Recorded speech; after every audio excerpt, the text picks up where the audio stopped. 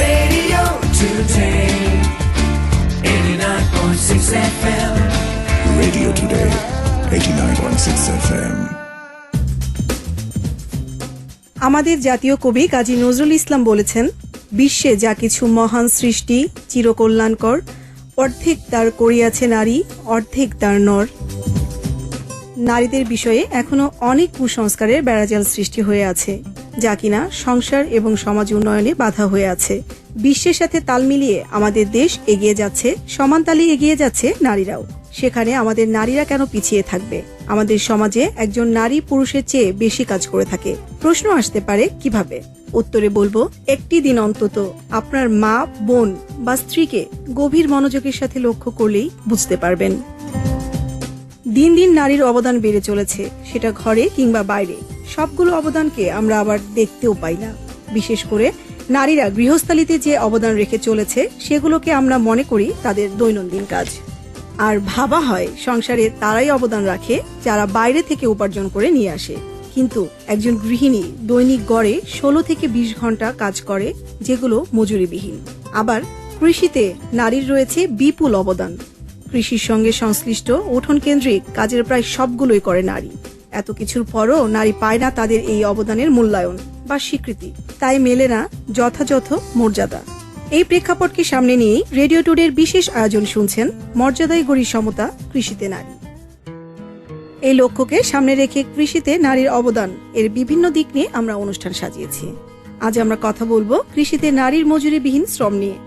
এ বিষয়ে কথা বলার জন্য আমাদের স্টুডিওতে এসেছেন mister Abu Noman Faruk Ahmed, assistant professor Sherebangla Krishi Bishwabidyalay. Welcome to radio today FM 89.6। Thank you. Noman সাহেব, প্রথমে সংক্ষেপে আপনার সম্পর্কে জানতে চাইছি। আমি কৃষি নিয়ে কাজ করি, মূলত কৃষি বিষয়ক গবেষণা এবং সামাজিক প্রেক্ষাপটে কৃষির অবদান এবং কৃষি শিক্ষা, এই বিষয়গুলো নিয়ে আমি সাধারণত কাজ করে থাকি। প্রথমেই আমি আপনার কাছে জানতে চাইছি, ইতিহাস বলে কৃষি শুরুটা হয়েছে নারীর হাত দিয়ে। আপনি কি মনে করেন? হ্যাঁ, এটা তো সত্যি কথা যে সৃষ্টির আদিমতম যে পেশা সেটা ছিল কৃষি, এবং প্রাগৈতিহাসিক কালের কোনো একটি সময়ে মাটিতে বীজের অঙ্কুরোদ্গম দেখে নারী আনন্দে উদ্বেলিত হয়ে উঠেছিল, আর সেটাই ছিল কৃষির সূচনা। কৃষির গোড়াপত্তন ঘটেছিল নারীর হাত দিয়ে, এবং এই যে অরণ্যজীবী যাযাবর মানুষ, তাদেরকে স্থিতি দিয়েছিল নারীরাই কৃষির মাধ্যমে। খুব মজার একটা ঘটনা আছে, ওই সময়ে সাধারণত যে খাবারগুলো আহরণ করা হতো তার 80 ভাগ আহরণ করা হতো বন জঙ্গল থেকে, যেটা করতো মূলত নারীরাই, আর 20 ভাগ খাবার সংগ্রহ করা হতো শিকারের মাধ্যমে। এই শিকারের কাজটা অধিকাংশই করতো পুরুষরা, নারীরা তাদেরকে সহায়তা করত। যেহেতু এই যে 80 ভাগ খাবার সংগ্রহ করার, বন থেকে সংগ্রহ করার অভিজ্ঞতাটা নারীর কাছে ছিল, পাশাপাশি শিকারের অভিজ্ঞতা তার ছিল, এজন্যই সে খুব সহজে ফসল জমিতে লাগিয়ে সেখান থেকে ফসল ঘরে তোলা, আবার বন্য পানিকে পোষ মানিয়ে সেটাকে গৃহপালিত পানিতে পরিণত করা, এই কাজটা নারীর মাধ্যমেই প্রথম ঘটেছিল। এবং সেটা শুধু যে সৃষ্টির আদিমতম সময়ে ঘটেছে তা না, আমরা যদি আমাদের ইতিহাসটা দেখি, যে আমাদের এই অঞ্চলেও যদি পিছনের দিকে আমরা তাকাই, সেই কৃষিটাও কিন্তু নারী কেন্দ্রিক ছিল। তার একটা চমৎকার প্রমাণ আমাদের কাছে আছে। সেই প্রমাণটা হলো, আমাদের সমাজে এখন অনেক খনার বচন প্রচলিত আছে। সেই প্রায় 1.5 লক্ষ খনার বচন সমাজে আছে, যেগুলো শ্লোক আকারে বলা হয়ে থাকে, যেমন পলা রুয়ে না কেটো পাত, তাতেই কাপড় তাতেই ভাত। তাহলে এই যে খনা যে কথাগুলো বলেছিলেন, সেই কথাগুলো অনেক সায়েন্টিফিক ব্যাখ্যা ছিল, সেগুলো কৃষির চাষাবাদ প্রক্রিয়ার সাথে সংশ্লিষ্ট ছিল। আমরা দেখি সে খনা একজন নারী ছিলেন। তাহলে তিনি এই নলেজটা উনি কোথা থেকে পেয়েছিলেন? নিশ্চয়ই উনি কৃষির সাথে সম্পৃক্ত ছিলেন বলেই এটা সম্ভব হয়েছিল। এবং এই জন্য আমরা মনে করি যে আসলে আদিমতম কৃষি এবং আমাদের দেশের যে অতীত কৃষি, এই কৃষির সাথে নারীরা অতপ্রতভাবে জড়িত ছিল। যদি তাই হয়, তাহলে কৃষি ক্ষেত্রে আধিপত্যটা পুরুষের হাতে কেন? যে কৃষির মালিক ছিল নারী, তাহলে আজকে কেন নারীরা কৃষির একটা অবৈতনিক শ্রমিক হিসেবে পরিণত হইল, অথবা অমূল্যায়িত শ্রমিক হিসেবে আজকে পরিণত হয়েছে? কিভাবে এটা হলো? মূলত কৃষি যখন ছিল প্রয়োজন, খাবারের প্রয়োজন, ততদিন কৃষির মালিক নারীই ছিল। কিন্তু কৃষি যখন হয়ে গেল একটা ব্যবসায়ের একটা অংশ, তখন থেকে কৃষি পুরুষের কাছে চলে আসতে শুরু করে। একটা চমৎকার উদাহরণ দিলে বুঝতে পারবেন। যেমন এক সময় আমাদের গ্রামের নারীরা বীজগুলো সংরক্ষণ করত, এবং সেই বীজগুলো পরবর্তীতে ফসলের জমিতে লাগানো হতো। কিন্তু পরে আমরা দেখলাম বিভিন্ন মাল্টিন্যাশনাল কোম্পানি চলে আসছে, তারা বীজের ব্যবসা করতেছে, তারা বীজ কৃষকের কাছে দিচ্ছে, হাইব্রিড জাত আসলো। আমরা দেখলাম যে সেই বীজ আর নারীর কাছে থাকলো না, সেই বীজটা চলে গেল কার কাছে? বিভিন্ন ব্যবসায়িক কোম্পানিগুলোর কাছে।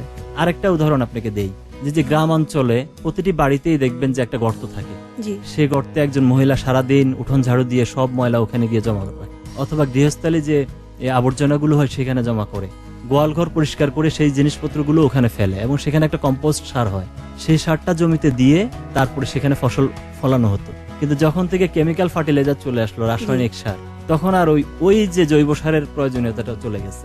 এভাবে ধীরে ধীরে আমরা দেখি যে বাণিজ্যিকরণের কারণে আস্তে আস্তে কৃষিটা নারীর হাত থেকে পুরুষের হাতে চলে যায়। জনাব নোমান, আপনার কথায় আবারও ফিরে আসব। এখন এক নারীর অবদান নিয়ে একটি প্রতিবেদন শুনব। মাদারীপুর জেলার রাজৌরির বাঘিয়ার বিলে কৃষি শ্রমিকের কাজ করেন 2 সন্তানের জননী আলো রায়। খুব ভোরে ঘুম থেকে উঠে বাড়ির গৃহস্থলী কাজকর্ম সেরে সকাল 8টা থেকে বিকেল 5টা পর্যন্ত সারাদিন পুরুষের সাথে সমান পরিমাণ শ্রম দিয়ে আয় করেন মাত্র 120 টাকা, যেখানে একজন পুরুষ শ্রমিক মজুরি পান 200 টাকা। শুধু আলো রায় নয়, প্রায় 4000 হেক্টর আয়তনের এই বাঘিয়ার বিলে আলো রায়ের মতো আঁখি বিশ্বাস, কমলা দেবী, মায়া রানী সহ আশেপাশের অসংখ্য নারী কৃষি শ্রমিক পুরো বিল জুড়ে বোরো ধানের মৌসুমে কাজ করেন। বীজতলা তৈরি থেকে শুরু করে ধান কাটা পর্যন্ত চলে তাদের কর্মব্যস্ততা। পুরুষ কৃষি শ্রমিকের চেয়ে অনেক কম মজুরি পেলেও জীবন সংগ্রামে হার না মানা এই নারী শ্রমিকরা বছরের পর বছর ধরে এভাবেই এই বিলে কৃষি কাজ করে যাচ্ছেন।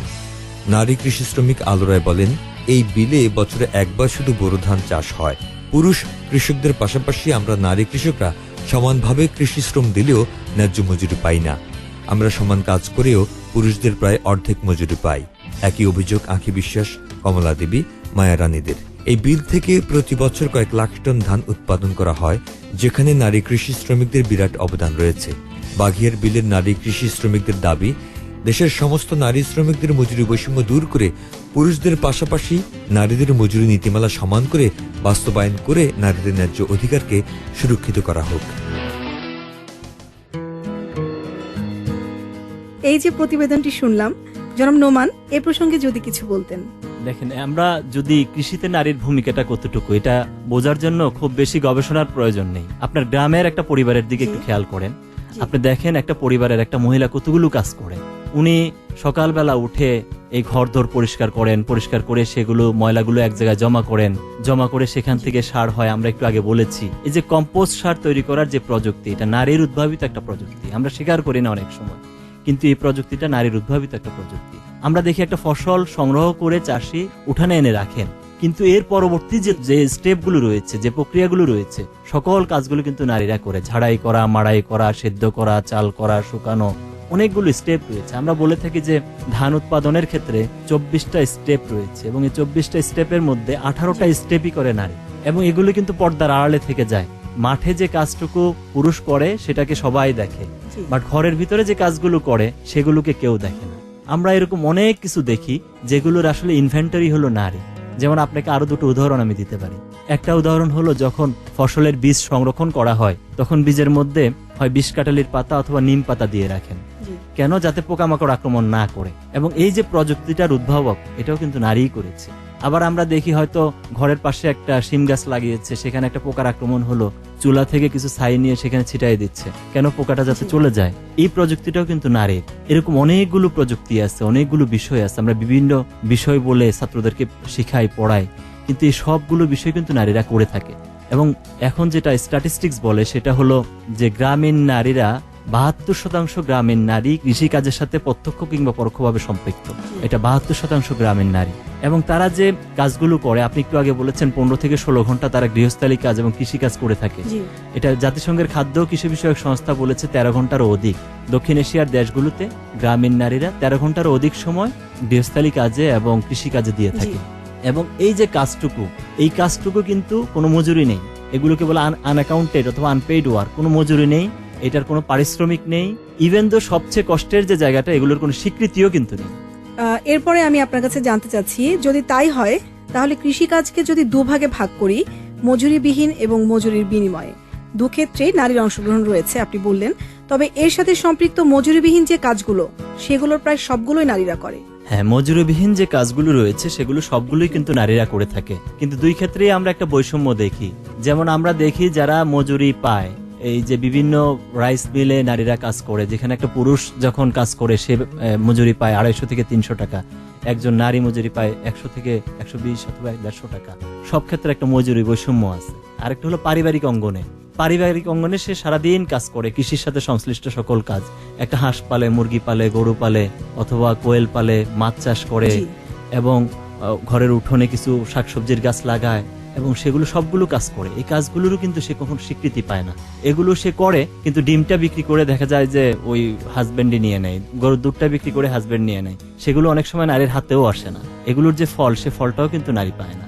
এই ক্ষেত্রে আমরা দেখি যে একটা সামাজিক বৈষম্য বিদ্যমান সর্বক্ষেত্রে। শুধু কৃষিক্ষেত্রে কেন, শিক্ষাক্ষেত্রের কথাই যদি বলি, সেখানেও নারীরা এগিয়ে রয়েছে। ঠিক সহস্রাব্দের উন্নয়ন মাত্রায় ঠিক করার সময়সূচির আগেই বাংলাদেশ প্রাথমিক ও মাধ্যমিক স্তরের শিক্ষার্থীদের মধ্যে ছাত্রছাত্রীর সমতা অর্জিত হয়েছে। উপরন্তু মাধ্যমিক স্তরের মোট শিক্ষার্থীর 53% ছাত্রী। উচ্চ মাধ্যমিক ও উচ্চ শিক্ষায়ও মেয়েদের অংশগ্রহণ প্রতি বছর বাড়ছে। জেনেভা ভিত্তিক বিশ্ব অর্থনৈতিক ফোরামের বিশ্ব লিঙ্গ বৈষম্য প্রতিবেদন 2014-এ প্রাথমিক শিক্ষায় নারীর অংশগ্রহণের সূচকে এশীয় প্রশান্ত মহাসাগরীয় অঞ্চলের শীর্ষ অবস্থানে রয়েছে বাংলাদেশ। মাধ্যমিক শিক্ষায় নারীর অংশগ্রহণের সূচকেও এই অঞ্চলের প্রথম সারির 10টি দেশের একটি বাংলাদেশ। এই প্রতিবেদনে নারী শিক্ষায় গত বছরে 136টি দেশের মধ্যে 115তম অবস্থানে থাকলেও এবার বাংলাদেশ 111তম অবস্থানে উঠে এসেছে। যাই হোক শ্রোতা, এখন আমরা কয়েকজন ব্যক্তির অভিমত শুনব। আমি আইভি বলছি, সেঞ্চুরি ট্যুরস অ্যান্ড ট্রাভেলস থেকে। কৃষিতে মজুরিবিহীন নারী, আমার মন্তব্য হচ্ছে যে এখানে কৃষিক্ষেত্রে নারীকে সবসময় হেয় প্রতিপন্ন করা হয়। নারী সামাজিকভাবে পরিবারের প্রয়োজনেই কৃষিতে নিজের ভূমিকা অনবদ্যভাবে রাখে, কারণ সে চায় তার পারিবারিকভাবে নিজেকে অর্থনৈতিকভাবে সাপোর্ট দেয়, কিন্তু পারিবারিকভাবে হোক আর সামাজিকভাবে হোক নারীকে সেটা মূল্যায়ন করা হয় না, কেননা সে নারী। আর মানসিকভাবে তাকে সম্পূর্ণভাবে হেয় করা হয়, কারণ নারী সামাজিক ঘরের কাজ, পারিবারিক কাজ, সামাজিক কাজ, সর্বোপরি তাকে সবসময় চাপের মুখে রাখা হয়, এবং যখনই সে কাজগুলো সম্পাদন করে তখন পরিবার থেকে বলা হয় তাকে ইউজলেস, তুমি পারো না, মানসিকভাবেই করা হয়। কারণ সে যে মজুরি, যে একটা পুরুষের সমান যে তাকে শ্রম দেওয়া হচ্ছে, সেই শ্রমটুকু তাকে মূল্যায়ন করা হয় না। এর জন্যই কৃষি ক্ষেত্রে নারীকে সম্পূর্ণভাবে মূল্যায়ন করা এবং অর্থনৈতিকভাবে তাকে পুরুষের পাশাপাশি সমানভাবে সমান চোখে দেখা, এটা নারীর সামাজিকভাবে হোক অর্থনৈতিকভাবে হোক তাকে দেখা উচিত, কেননা নারী সমাজের অংশ। কারণ নজরুলের একটি কথা আছে, অর্ধেক তার করিয়াছে নারী, অর্ধেক তার নর। তাই আমাদের নজরুলের কথা অনুসারে যদি আমরা মনে করি এবং আমাদের ধর্মীয়ভাবেও যদি আমি মনে করি, সেক্ষেত্রে নারীর অবদান গুরুত্বপূর্ণ। তাকে সামাজিকভাবে হোক, কৃষিতে হোক, তাকে সম্পূর্ণভাবে আমাদের সাপোর্ট করা উচিত, কেননা আমাদের সমাজ থেকে আমরা তাকে কাউন্ট করি না। নারী যেই শ্রমিকরা, তারাও কিন্তু ছেলেদের তুলনায় কম কাজ করে না। আজকে আমরা যদি প্রফেশন ওয়াইজ দেখতে যাই, আমরা মেয়েরাও কোনো দিক দিয়ে পিছিয়ে নেই, সব কিছুতে আগানো। তো সেই ক্ষেত্রে নারীরা যে পরিশ্রমটা দিচ্ছে, দেখা যাচ্ছে যে তাদের সেই তুলনায় পারিশ্রমিক, আমি বলবো যে আমার ক্ষেত্রে আমার নজরে আমি বলবো পারিশ্রমিক তারা পাচ্ছে না।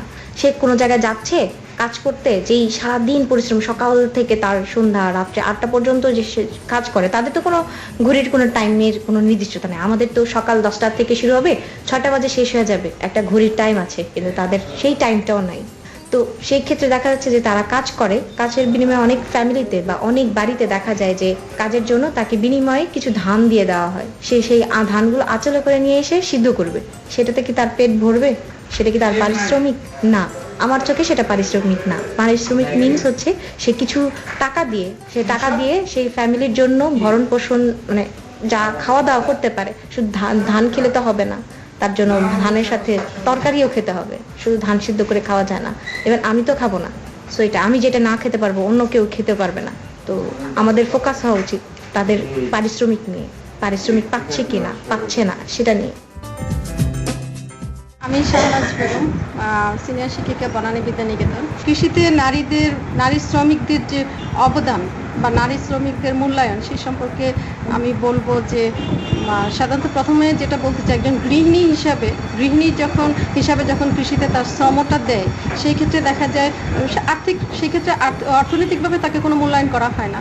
পাশাপাশি অর্থনৈতিক মূল্যায়ন তো করা হয়ই না, আর এমনি যে তার কাজের যে মূল্যায়ন করা ফ্যামিলি থেকে, সেই ক্ষেত্রেও দেখা যায় সেইভাবে মূল্যায়নটা করা হয় না। কারণ এখানে তাকে সেই ওয়াইফ একজন গৃহিণী হিসেবে মূল্যায়ন করা। অতিরিক্ত সে কৃষি, হাজবেন্ড যদি কৃষিকাজ করে, সে মহিলা সেই ওয়াইফকেও কৃষিকাজে তার সাথে এঙ্গেজ থাকতে হয়, বিভিন্নভাবে হেল্প করতে হয়, অতিরিক্ত কাজগুলো দায়িত্ব পালন করতে হয়। তার পাশাপাশি সাংসারিক যে তার নির্দিষ্ট দায়িত্ব, ছেলে মেয়ে লালন পালন করা প্লাস সংসারের অন্যান্য গৃহস্থলী কাজগুলো করা, সেই কাজগুলো অতএব ডাবল পরিশ্রম তার হচ্ছে। সেই ক্ষেত্রে তাকে সেই মূল্যায়নটা যারা আমাদের সমাজে যারা পুরুষ আছেন বা হাজব্যান্ড আছেন তারা সাধারণত করে না, খুব কম, ব্যতিক্রম। অনেকে যে করে না তা না, খুব সেটা সংখ্যা খুবই কম। আর যদি করা হতো তাহলে আমার মনে হয় যে বাংলাদেশের নারীরা বেশি যে কোনো কাজে নিবেদিত বেশি আর কি, নিজেকে উৎসর্গ করতেই পছন্দ করে, পাওয়ার চাহিদাটা তাদের কম, দেওয়াটাই বেশি। সেই ক্ষেত্রে একটু মূল্যায়ন পেলে হয়তো এই দেওয়ার ইয়াটা ভালো হবে, সেটা নারী উন্নয়ন বা দেশের উন্নয়নে অনেক কাজে লাগবে আর কি, ভূমিকা রাখতে পারবে। আরেকটা হলো যারা মানে নারী শ্রমিক হিসাবে কৃষিতে দায়িত্ব পালন করে, সেই ক্ষেত্রে দেখা যায় কিছু কোনো কোনো ফ্যামিলিতে শুধুমাত্র গ্রামের দিকে যেটা হয়, শুধুমাত্র পেটে ভাতে যেটাকে বলে আর কি, শুধু মানে 3 বেলা খাওয়ার বিনিময়ে কাজ করা, আর্থিক কোনো ভাবে মূল্যায়ন করানো হয় না। আর যদিও কখনো মূল্যায়ন করা হয় সেটা হয়তো যেটা একজন পুরুষ কৃষি শ্রমিকের তুলনায় একজন নারীকে অর্ধেক বা তার চেয়েও কম 3 ভাগের 1 ভাগ দিয়ে করা হয় থাকে। আর সেখানে আবার ফ্যামিলিতে যেটা হয়, একজন নারী কৃষি শ্রমিক যখন বাইরে সে তার শ্রমটা দিয়ে আসলো, সে ফ্যামিলিতে এসেও কিন্তু তাকে আবার আরো 2টাও দায়িত্ব পালন করতে হয়। একটা হলো গৃহস্থলী, রান্নাবান্নার বিভিন্ন কাজ যেগুলো, সেগুলো তো তাকে করতে হয়, অতিরিক্ত ছেলে মেয়ে মানুষ করা বা ছেলেদের দায়িত্ব, ছেলে মেয়েদের যে দায়িত্ব সেটাও পালন করতে হয়।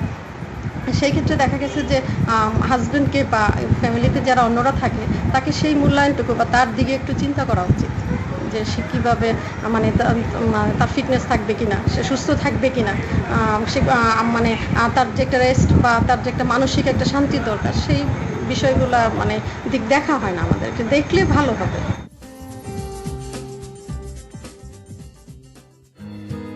জনাব নোমান, আবারও আপনার কাছে ফিরে এলাম। এবার আমি জানতে চাইছি, কৃষিতে নারীর এই অবদানগুলোকে কি পরিবার, সমাজ বা রাষ্ট্র স্বীকৃতি দেয়? এটা তো আমরা সবাই জানি, আসলে স্বীকৃতির জন্যই আমরা কথা বলে যাচ্ছি দীর্ঘ সময় ধরে। নারী কৃষির মালিক ছিল, আমি একটু আগে বলেছি, আজকে তারা সেই স্বীকৃতিবিহীন শ্রমিকে পরিণত হয়েছে। আপনি দেখেন রাষ্ট্র কি স্বীকৃতি দেয়? আমাদের জিডিপিতে নারীর অবদান, গ্রামীণ নারীর অবদান ধরা হয়েছে 20 ভাগ। অথচ অর্থনীতিবিদরা যেটা বলেন সেটা হলো যে এই যে নারীর গৃহস্থালী এবং অবৈতনিক যে কৃষিকাজ, সেটার আনুমানিক মূল্য প্রায় 2.5 লাখ কোটি টাকা। এবং সেই হিসাবটা যদি জিডিপিতে স্বীকার করে নেওয়া হয় তাহলে নারীর অবদান জিডিপিতে হবে 48 ভাগ। এটা একটা সিগনিফিক্যান্ট বিষয়। আমি নারীকে যদি ক্ষমতায়ন করতে চাই, নারীর অবদানকে স্বীকৃতি দিতে চাই, তাহলে রাষ্ট্রীয় পর্যায়ে স্বীকৃতি দিতে হবে। এবং নারীর যে কাজগুলো নারী গৃহস্থালী কাজ করে, নারী কৃষিতে কাজ করে, যেগুলো অবৈতনিক কাজ, এটাকে জিডিপিতে ক্যালকুলেট করতে হবে। যদি আমরা এটা জিডিপিতে আনতে পারি তাহলে নারীকে একভাবে স্বীকার করে নেওয়া হবে। এর বাহিরেও আর অনেকগুলো বিষয় রয়েছে। আমাদের দেশে নারী নীতি করা হয়েছে, খুব সুন্দর সুন্দর, ওখানে অনেকগুলো বিষয় রয়েছে নারী নীতিতে। এই নারী নীতিমালা যদি যথাযথভাবে বাস্তবায়ন করা যায়, সেক্ষেত্রেও কিন্তু আমরা অনেকটা এগিয়ে যেতে পারবো। সেখানে বলা হয়েছে যে রাষ্ট্রীয় এবং জনজীবনের সর্বক্ষেত্রে নারী পুরুষের সমান অধিকার প্রতিষ্ঠা করতে হবে। দেখুন, নারী পুরুষের শ্রমিকদের সমান মজুরি, শ্রমবাজারে নারীর বর্ধিত অংশগ্রহণ এবং কর্মস্থলে সম সুযোগ ও নিরাপত্তা নিশ্চিত করতে হবে। এই যে নারী নীতিমালায় যে কথাটা বলা হয়েছে সমমজুরির কথা, তাহলে আমরা যদি সমমজুরি এনশিওর করতে পারি তাহলে কিন্তু নারী অধিকার অনেকটুকুই কিন্তু অর্জিত হয়। নারীর যে বঞ্চনা, নারীর যে কষ্ট এবং নারীর যে অ্যাকনলেজমেন্ট করার বিষয়গুলো আছে, সে জায়গায় আমরা অনেকটা উন্নতি করতে সম্ভব হবো আশা করি। আচ্ছা, তাহলে আমার একটা প্রশ্ন হচ্ছে, এই যে কৃষকরা দেশের সমৃদ্ধিতে ভূমিকা রাখছে আমরা প্রায়ই বলি, কিন্তু এই কৃষক বলতে আমাদের পুরুষের চেহারায় কিন্তু আমাদের চোখের সামনে ভেসে আসে, একজন নারী বা কৃষাণী নয়। সেক্ষেত্রে আপনি কি বলবেন? আবারও খুবই একটা চমৎকার বিষয় নিয়ে আসছেন। এটা আমাদের সামাজিক দৃষ্টিভঙ্গির বিষয়। পুরুষতান্ত্রিক সমাজ ব্যবস্থায় এই দৃষ্টিভঙ্গিটাই মানে চিরায়িত চিত্র।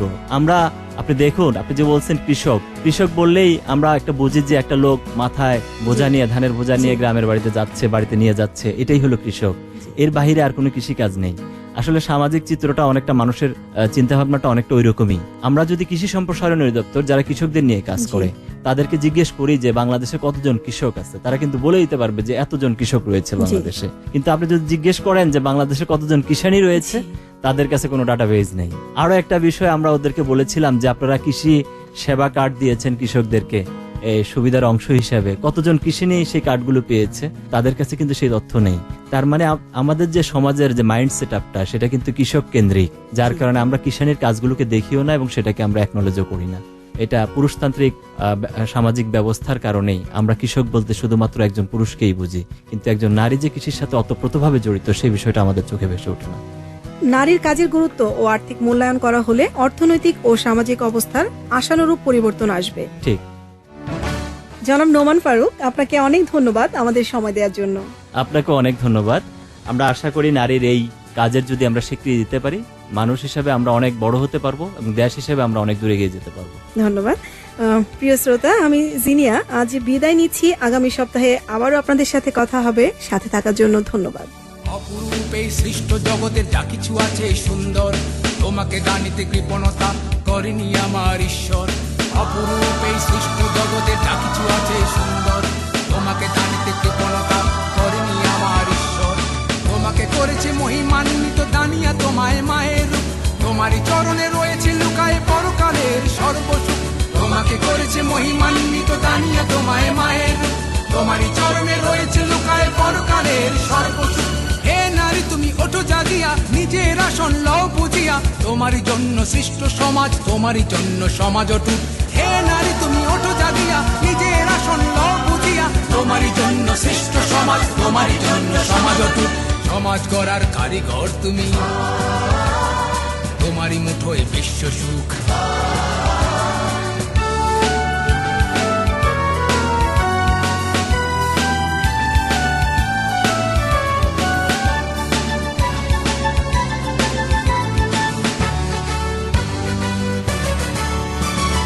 নারীকে কেবলই প্রেয়সীর মন, অনন্ত প্রেমী অবগাহন।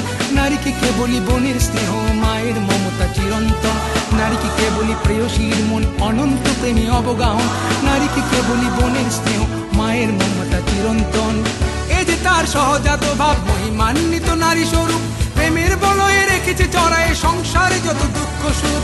ওহে নরাধম বুঝিবে কখন নারী জাতির কোন সিংহাসন, শোষণ শাসনে বাঁধিয়া তাহারে পৌরুষে করো কালি লেপন। দিকদাদের যারা দিয়াছে আজ নারীকে পণ্য রূপ, নারীর রূপের জৌলুস বেচিয়া দুহাতে করেছে অর্থ লুট। হে নারী তুমি ওঠো জাগিয়া, নিজের আসন লও বুঝিয়া, তোমারই জন্য সৃষ্ট সমাজ, তোমারই জন্য সমাজ অটুট। হে নারী তুমি ওঠো জাগিয়া, নিজের আসন লও বুঝিয়া, তোমারই জন্য সৃষ্ট সমাজ, তোমারই জন্য সমাজ অটুট। সমাজ গড়ার কারিগর তুমি।